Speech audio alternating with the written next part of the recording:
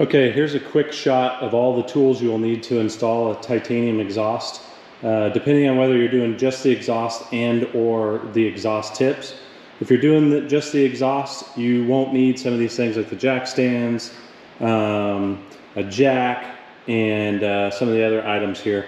But if you're doing the full exhaust and changing out the exhaust tips, you're going to probably need everything that you see here, as well as a nice moving blanket and maybe a piece of foam to lower down the exhaust, or protect it when you drop the old one and install the new one. So I'll make a slide with a list of all the things that you'll need, but otherwise at a quick glance, here's pretty much everything I used.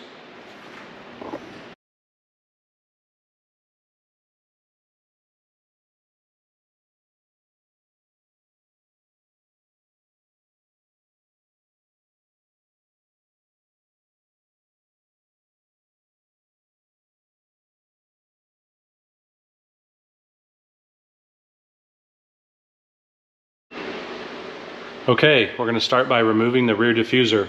We're going to remove the 6 4mm hex head bolts here on the outside, and we're going to leave these outside ones here on this side and this side to hold the diffuser into place while we remove these 10 7mm bolts up front. Then we can drop these last 2 and the diffuser will come down nice and easy. Here's a shot at the front of the diffuser and the 10 7mm bolts that we'll need to remove here.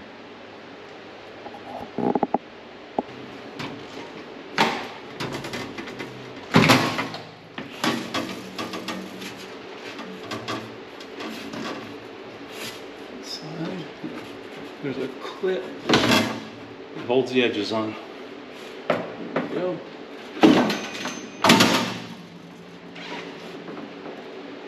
Depending on how long it's been since you've had your diffuser off, be prepared because there might be about a pound of dirt and rocks in there. Lower it down slowly and then set that to the side. Okay, now that we have the rear diffuser off, we've got access to the underneath of the exhaust, and the next step will be to remove either your OEM third cat or in my case here the cat delete pipe. If you haven't done the cat delete pipe and you have the OEM third cat, you'll need to loosen these hanger nuts here. That's 15mm, and I believe the original OEM nuts on there are 16mm. On the GRP cat delete, they swapped that out for a 15, so everything here should be a 15 now. So we will loosen that up and take that piece off. I would recommend a cheater bar on some of these exhaust bolts if you have one handy, because they get pretty tight and a cheater bar makes all the difference.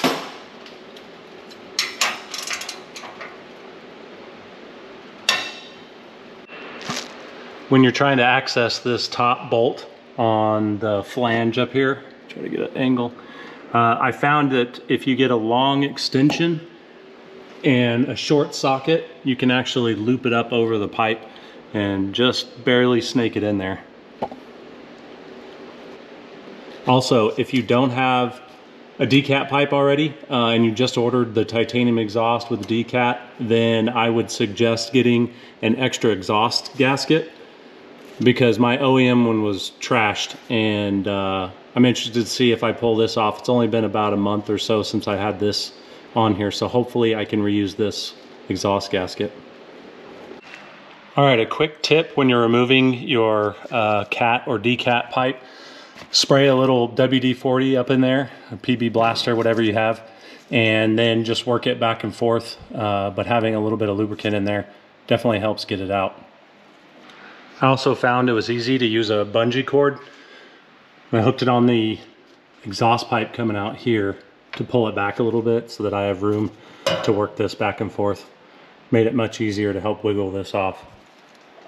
Okay, now with our cat or decat pipe removed, we need to unplug our valve controller harness right here. So I've got a valve controller, so you'll see an extra wiring harness here, another extra clip. But otherwise, you'll pull this gray little tab back and pop this out. Now that we have our exhaust valve plug removed, we'll move over here and we'll drop the exhaust hangers on each side. There's two 10mm bolts on each side, and I found that a deep socket works well. It gets up in there. You might need an extension for that top one. All right, I've got our 10mm bolts loose here. I'm gonna put them on the impact, and I'm getting ready because this thing's got some heft to it. So what I'm gonna try to do is slide this under here just in case it gets away from me a little bit, doesn't have too far to fall. But I'm gonna zip these out, try to pivot it, and to where it'll slide right out of these exhaust tips. So we'll see how this goes. All right, now that we've got the factory exhaust out, we need to swap over the valve control there. So we're gonna pop that out and install it on the titanium exhaust. All right, on the factory exhaust valve, there's three 10mm bolts. We're just gonna zip those off the impact here. All right, with the titanium exhaust, you'll receive this extra bag of a clamp that'll clamp onto the third cat pipe, and this little spring. This little spring is gonna sit right inside here on the exhaust valve. Do this one here. And then the exhaust motor, the valve motor, is going to sit right in there, and you should be able to clock this, turn this so that it fits and lines up in that slot there. So we'll give that a go and see. Okay, we've got the valve motor installed. We've got the 10mm bolts secured, and our little spring in there is all set and everything lines up. So we're good to go here, and now we'll install the exhaust back in the car. All right, now we've got the titanium exhaust roughly where it's gonna go, and the exhaust valve on this sticks up a little bit more than it does on OEM. So to be able to make some clearance, we're gonna have to go up in here on this shielding, kind of go right above where it should go, and we're gonna have to push that up. And it's soft heat shielding, but we're just gonna have to clearance it a little bit to help us get it into place. All right, now that we've clearanced some of the heat shield, let's see if that'll be enough. We'll fish this back up in here into the exhaust tips. Oh, it's so much lighter than the stock one. Adding lightness just feels proper on a Lotus. There we go. Of course. That's how it always goes. Twice. Can you stay right there, buddy? Okay, be quick. All right, now have a look at this. We've got the titanium exhaust bolted up, and boy does it look good. Nice tight fit. Everything looks to clear well.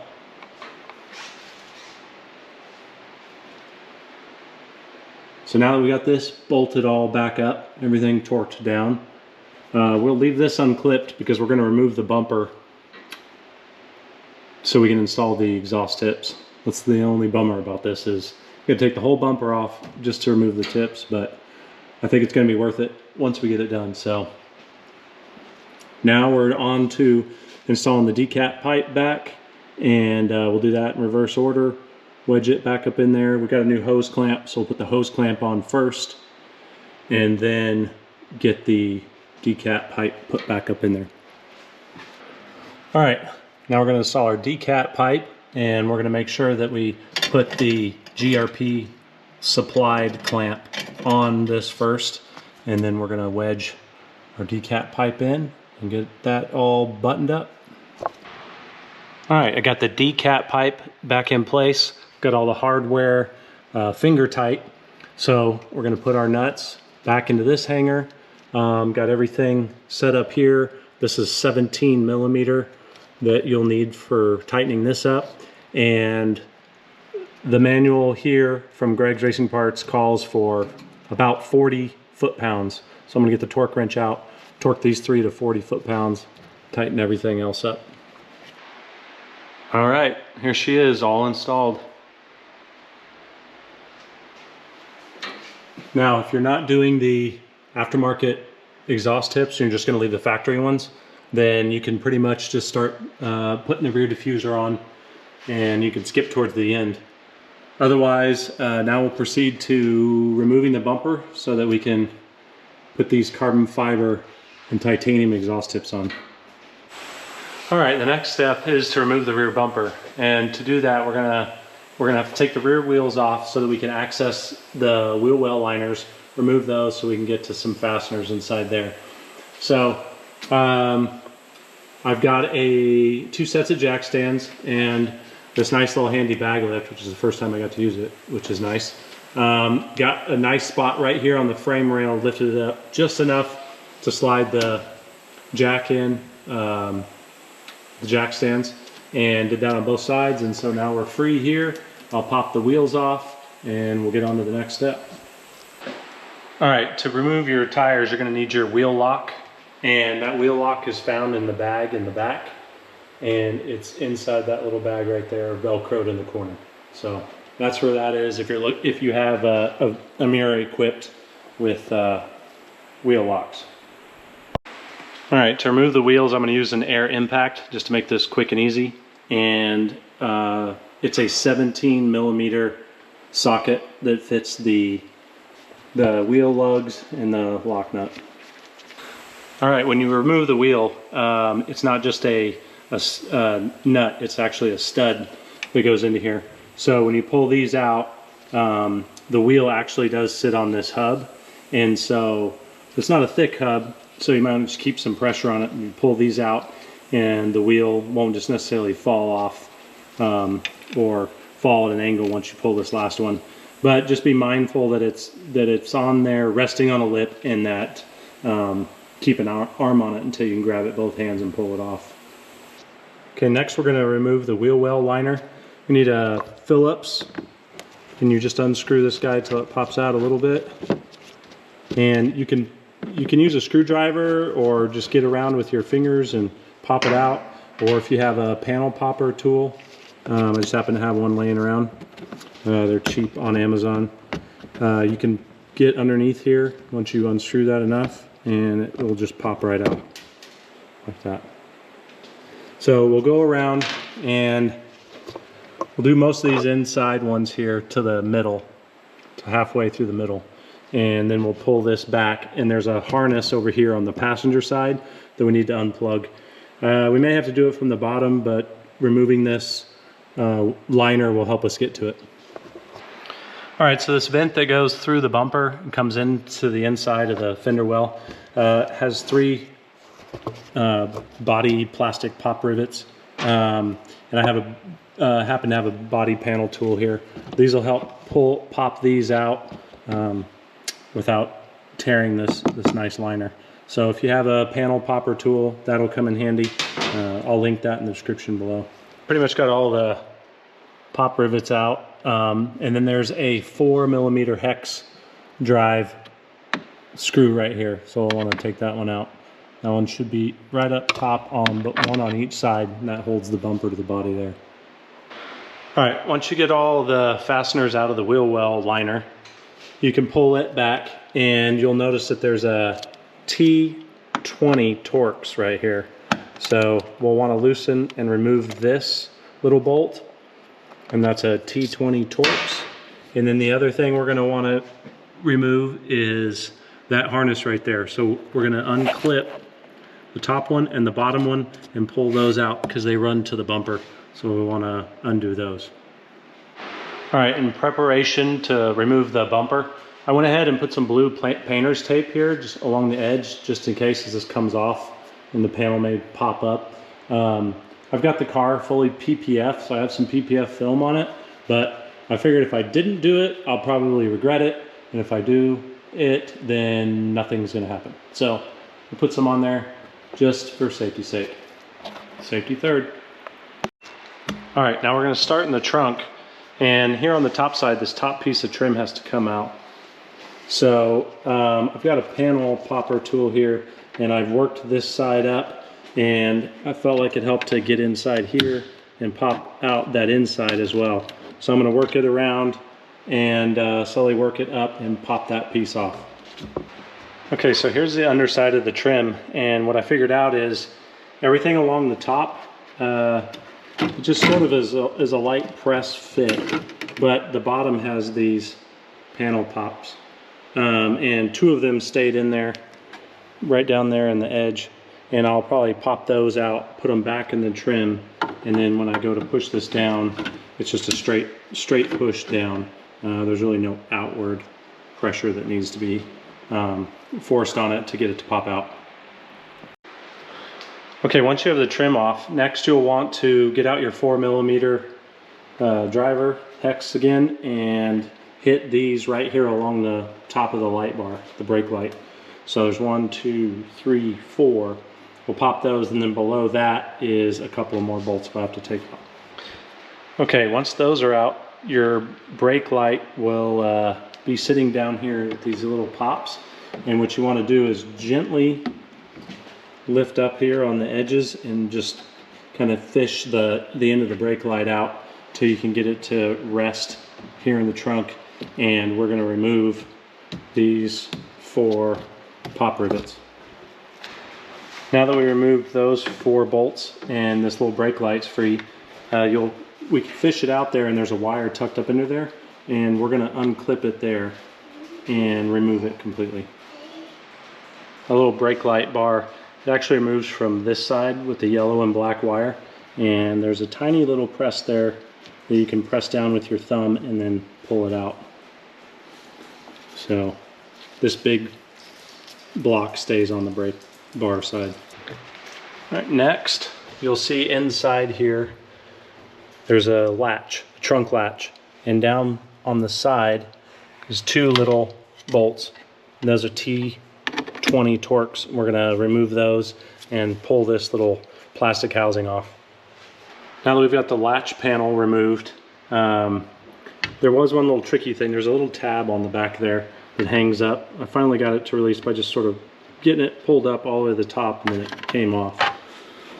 Now we're going to get back in here with our panel popper tool, and there's a couple of those panel pops. 1, 2, 3, and 4, I believe. And we're going to pull this back. That allows us to pull this interior carpet back, and there's 2 10mm bolts in there that we need to remove. All right, once you get the panel poppers out and you get your carpet, you got to really force it down. Then you'll see right in there is 2 10mm bolts. You need to remove those 2 bolts, and then the bumper should pretty much be free at that point.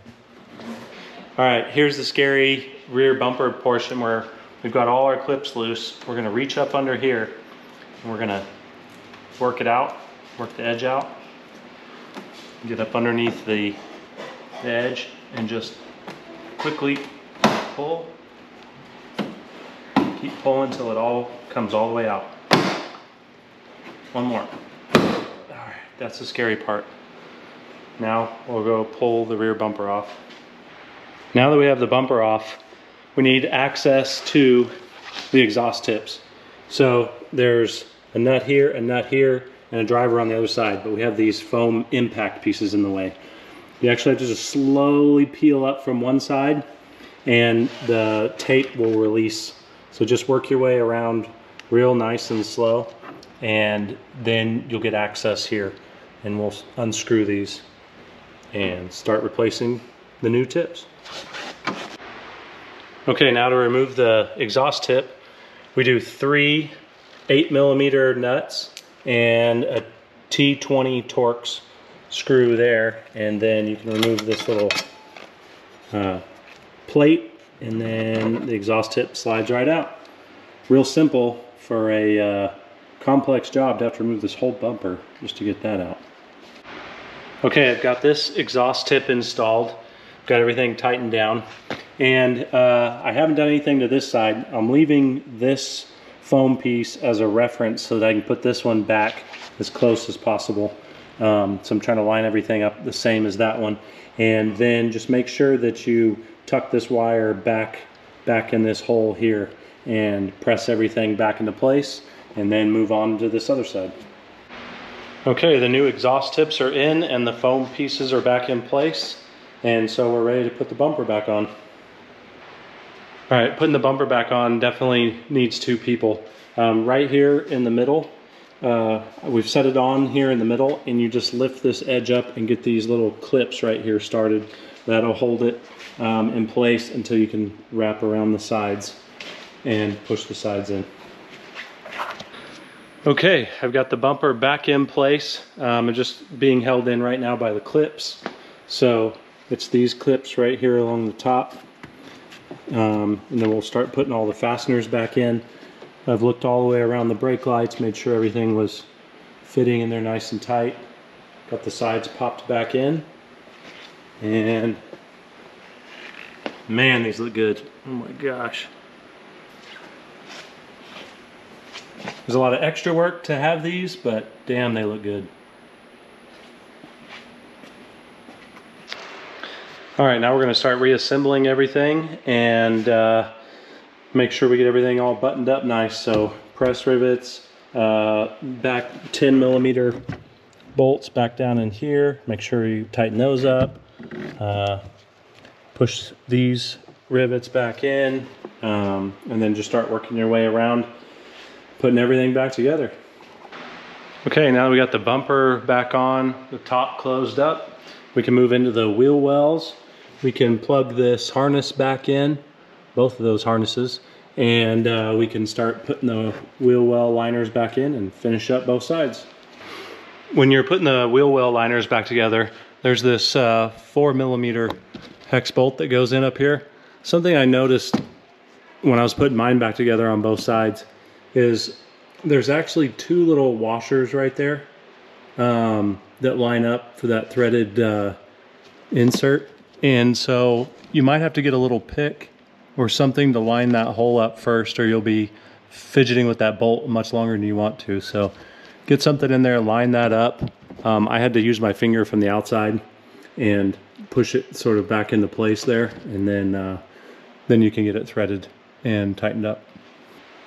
Before you put your wheels and tires on, now's a good time to kind of look around, do some housekeeping, and make sure everything's pressed in tight and not coming loose. I actually found that several of my little rivets, plastic rivets all the way around, were just unscrewed a little bit, so I just kind of went back through and double checked everything and made sure it was good and tight. Okay, we've got the wheels back on, so we're going to torque these down, and the manual calls for 78 foot-pounds of torque. I just happen to have one of these nice wheel stud removal sockets that has a plastic coating for these for higher end wheels, I guess.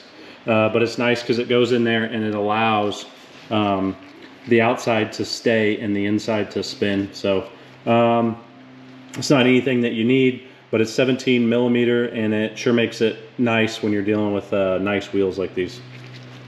Now we're gonna raise it back up a little bit, pull the jack stands and lower it all the way down. Word to the wise, if you have your car locked while it's been on jack stands and you go to raise it up and then lower it back down, for whatever reason mine set off the alarm. And if you haven't heard the alarm on the Emira, especially in a garage, it is absolutely ear piercing. Kind of freaked me out because obviously I'm trying to lower this thing down, but just raising and lowering it with the car locked and the alarm armed, it set it off, moving it, and it is it's ear piercing. So when you're doing the raising and lowering in jack stands, I'd suggest unarming the alarm. Now we're back under the car and we're going to start putting the diffuser on. We want to plug our exhaust valve controller back in this little harness, and make sure that you press the little gray safety clip back in as well. You have to pull it out to get it out, and you might snap that in. You hear a nice snap, but then you also need to push the little gray clip back in as well. I did such a good job of tidying up the valve controller last time that I had to pull some slack from it because this exhaust valve motor sits a little bit higher than the stock one. So need a little bit of extra clearance on your cables there. But otherwise, we're all back together and we will start on the rear diffuser.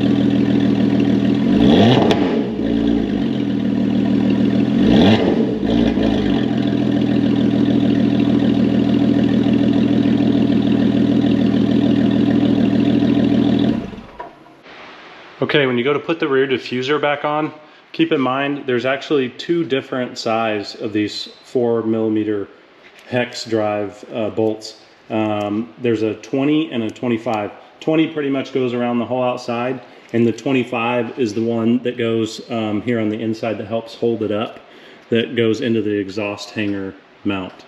So just keep an eye out. You'll have two that are longer, and if you put them in the other places, it probably won't reach all the way and could potentially fall out. Ask me how I know. All right, we're gonna start by using our two longer bolts, the 25mm. We're gonna have to set those to the side. And we're gonna take the rear diffuser.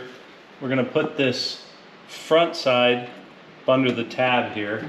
The tab's hanging down. Get it roughly into place. And then lift it up here in the middle. And then we're actually gonna slide it back into the bumper, angle it down a little. And there's some tabs along the back of the diffuser that we wanna make sure goes up in the bumper. And you kind of have to do both sides at once. It gets a little tricky, but you'll end up getting it eventually.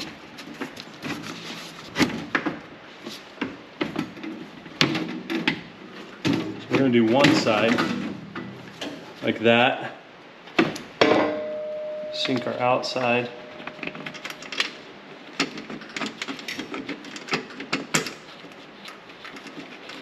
bolt here. It would have been good to plan ahead a little. Put my drill closer. Okay, keep this back. I'm just going to drive this in just a little bit. Hold it. And we're gonna go to the other side.